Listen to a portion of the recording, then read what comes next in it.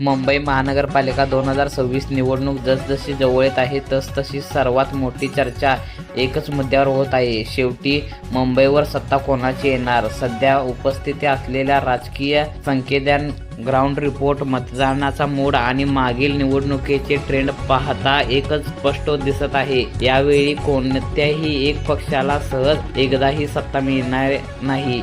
मात्र काही पक्ष आघाडीवर नक्की दिसत आहेत. दुसरीकडे उद्धव ठाकरे गटाची शिवसेना युबीटी ही मुंबईतील पारंपरिक महत्त्व आणि भावनिक मुद्द्यावर लढणारे देत आहेत. मराठी अस्तित्व, मुंबईचा इतिहास आणि शिवसेना गट हा प्रचार प्रभावी ठरू शकतो, तर उद्धव ठाकरे गट 70 ते 90 जागांपर्यंत बाजी मारू शकतो. मात्र सध्याच्या समीकरणानुसार एकट्याची सत्ता मिळणे उद्धव ठाकरे गटासाठी अवघड ठरणार आहे. तरीही ते विरोधी पक्ष म्हणून किंवा युतीत महत्त्वाची भूमिका बजावू शकतात.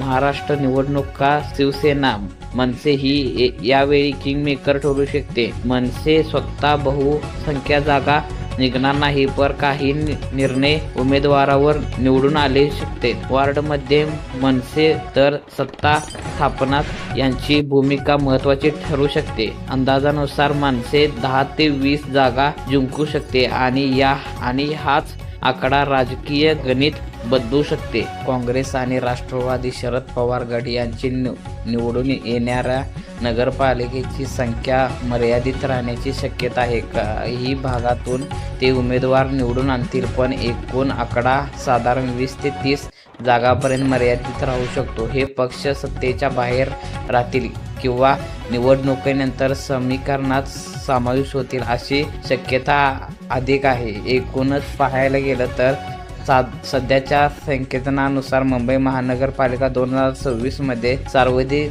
जागा महायुतीच्या पडण्याची जास्त शक्यता आहे आणि सत्ता स्थापन करण्याची पहिली संधी त्यांनाच मिळेल. मात्र मतदानाचा अंतिम निर्णय, मतदानाची टक्केवारी आणि शेवटपर्यंतच्या टप्प्यातील राजकीय घडामोडी यावर अंतिम निर्णय अवलंबून असतो. त्यामुळे ही निवडणूक शेवटच्या क्षणापर्यंत थरारक राहणार आहे. म्हणून 2026 ची BMC निवडणूक ही एकदम कोण जिंकणार एवढी संपणार नाही.